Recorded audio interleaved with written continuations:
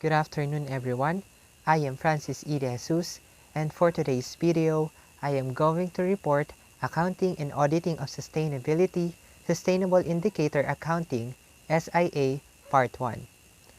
The current financial reporting framework, while not appropriate for sustainability, is a basis for a sustainability accounting and auditing model by considering objectives, postulates, consolidation, objectives, and sustainability indicators for sustainability accounting. Two of what I have mentioned is what I'm going to report today, the objectives and the postulates. Sustainability accounting has a wider focus of stakeholders. The aim of sustainability accounting is to record systematically and evaluate risks and opportunities by the use of indicators within sustainable areas. It is the practice of measuring, analyzing, and reporting a company's social and environmental impacts. It also focuses on providing information to assess risks and opportunities companies have in sustainable activities. So yung sustainability accounting nga daw po ay yung paraan ng pag-assess, pag-measure at pag-report ng epekto ng activity ng isang kumpanya in social and in environment. Nakatuon ito sa pagbibigay ng impormasyon sa isang kumpanya upang ma-assess nila ng mahusay yung mga risks and opportunities na meron sa kanilang sustainability activities. Nasabi din po na yung sustainability accounting and auditing ay natural evolution from sustainability reporting and assurance. Kaya siguro po ganun ay dahil ang sustainability reporting po is becoming more common. With that po, a more consistent standardized model is needed to progress to the next stage in the evolution of sustainability accounting. Naging mainam na hakbang nga daw po yung pagkakaroon po ng Sustainability Accounting Standards Board sa pagkakaroon ng consistent standardized model. Ngunit may puna po dito dahil narrow daw po yung focus ng SASB, and it is limited to those companies whose shares are sold in financial markets and are thus required to file reports with the Securities and Exchange Commission. By the way, Sustainability Accounting Standards Boards, or SASB, is an independent nonprofit whose mission is to develop and disseminate sustainability accounting standards that help public corporations disclose material, decision-useful information to investors. Sustainable accounting statements are used internally to support internal decision-making as well as externally by the group's external stakeholders.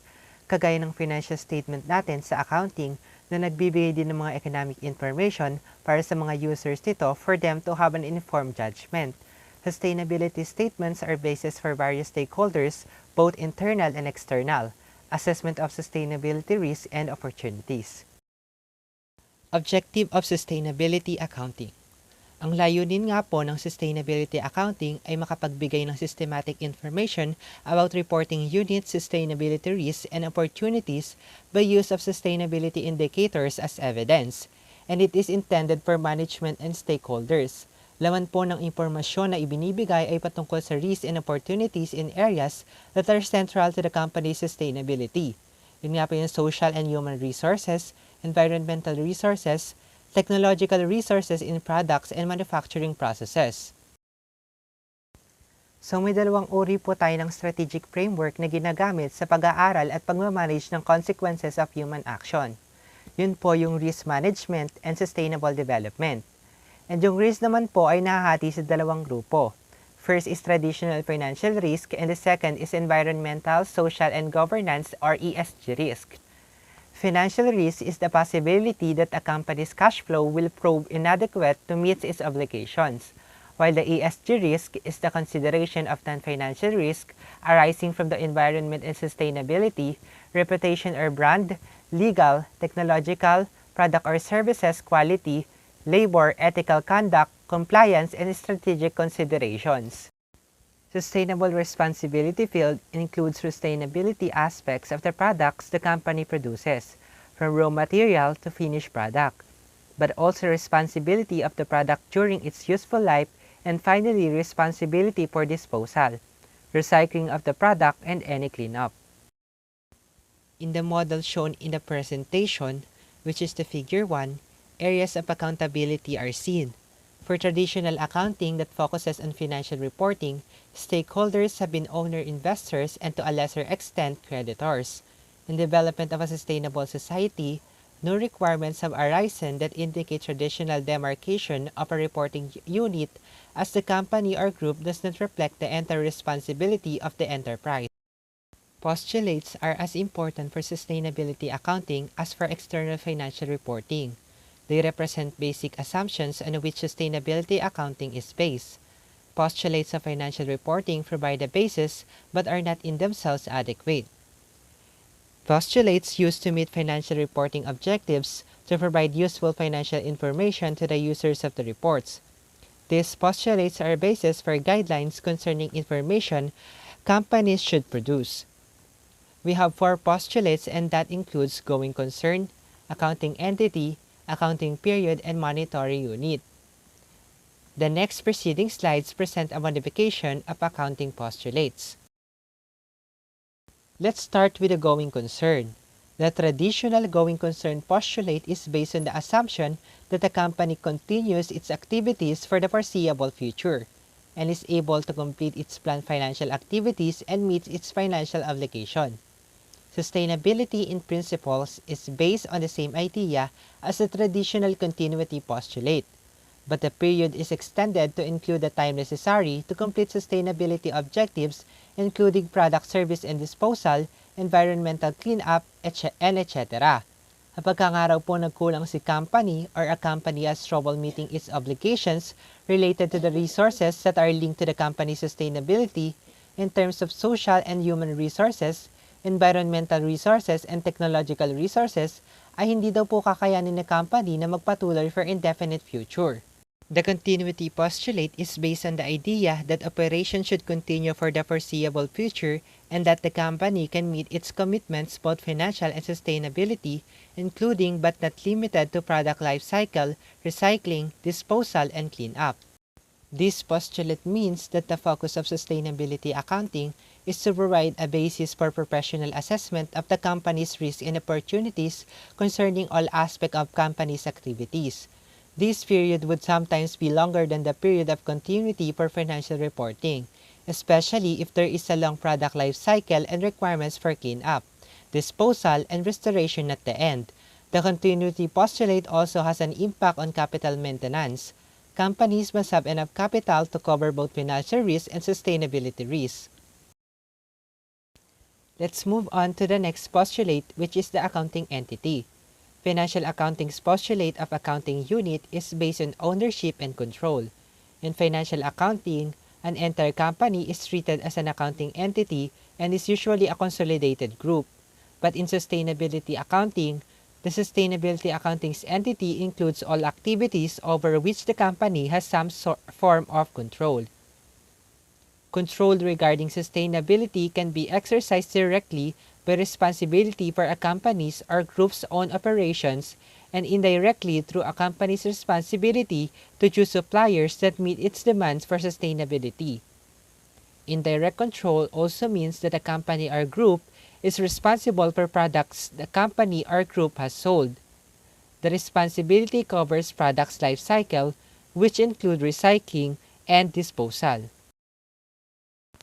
Figure 2 illustrates the entity concept of sustainability accounting, which requires that a company contracts with its suppliers and recycling companies to exchange information regarding sustainability indicators.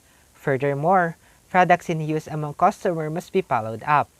The follow-up of products being used is one part of a company's sustainability responsibility, which is why product use must be followed until disposal, any recycling, and any environmental cleanup. Moving forward, let's talk about reporting period. In financial accounting reports, companies or groups use time periods such as annual periods and quarters of a year. But in sustainability accounting, time demarcation in companies' external sustainability reports includes, in addition to the annual and interim periods, the full life cycle in which future outcome sustainability indicators are based on good forecasts and known data.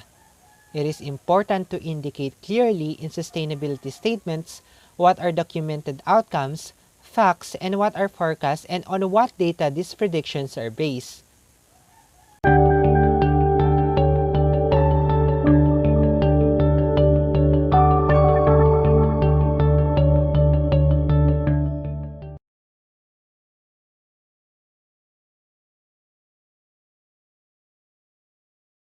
cycle assessment is a technique used to assess the environmental impacts associated with all stages of a product's life. The three main features of any life cycle include a product's manufacture, its use, and its disposal. But there are sometimes other stages, which we will consider later. Why do you think it is important to consider these aspects when making a product? When a device is manufactured, the materials it's made from can have a huge environmental impact. With the wide-scale use of mobile or cell phones since the 90s, not a lot of thought went into the materials used to make them. Now huge numbers of these phones are found in landfill sites. Mobile phones are made of 40% plastic, 40% metals, and 20% trace and ceramic materials. The materials used to make mobiles weren't ready to be used by manufacturers. This means they had to come from somewhere. Have you got any ideas where? Some suggestions would include crude oil, which is used to make plastic casing, or the metals, like copper, used in this circuitry. Also, when making the display and the rechargeable batteries, other metals also had to be mined. In doing so, vast amounts of energy were expended. Mobile phones have 8 life cycle assessments, one for each component. These include the printed circuit board, the display, the battery, the keypad, the microphone, the speaker, the plastic casing, and any accessories. Now we're at the manufacturing stage of the life cycle assessment. Mobile phones made in the factories require a great deal of energy to create. It is estimated that during manufacture, a single cell phone uses approximately 1,390 millijoule of energy and produces 60 kilojoule of carbon dioxide emissions. Many products require the use of packaging as well, to prevent spoilage, damage, contamination, and tampering. By considering the materials these phones are made of, or reducing the number used in their manufacture, this can lower some of the energy requirements. The next stage in the life cycle of a phone is its packaging and transportation. Packaging consumes valuable natural resources, such as paper from trees, plastic from crude oil in the earth, aluminium from ore, or other materials, all of which use energy to extract and result in waste. Although some packaging can be made from recycled materials, in addition, the transport of a phone by plane, truck, rail, or sea all require use of fossil fuels for energy and contribute to global warming. Next, when making a mobile, or cell phone, the environmental impacts during its useful life also have to be considered. The environmental impact of a phone is lower than, say, of a car, which burns fuel for its entire life. However, the lifetime of a mobile or cell phone is estimated it's only between 18 to 24 months. This means that existing phones are exchanged for newer models, so more and more old phones are being dumped. One way to extend the useful life of your phone and prevent waste is to use the same phone for as long as possible. When you shop, try to make sure you get the service and the phone that's right for you. Inevitably, each phone will come to the end of its useful life. This is the last part, the disposal stage of the life cycle. How do you think you can dispose of your phone more responsibly? Some ways would include the reuse of your phone. Just because you may have finished with it, if you donate it to another family member or to a charity, the phone will get a second life. Another way is that you recycle it. Electronics recyclers are becoming very popular. Today, many stores, manufacturers, and recycling centers accept cell phones for recycling. While some electronics recyclers only accept large shipments, communities, schools, or groups can work together to collect used cell phones for shipment to electronics recyclers. Some rechargeable batteries can also be recycled, as several retail stores and some communities have started collecting them. When rechargeable batteries are recycled, the recovered materials can be used to make new batteries and other stainless steel products. In the life cycle assessment, the worst possible scenario is disposal in a landfill. Life cycle analyses of all our manufactured goods are beginning to be made. Cars, for example, are being constructed so that they can be taken apart more easily at the end of their useful life, and the separate parts are recycled properly.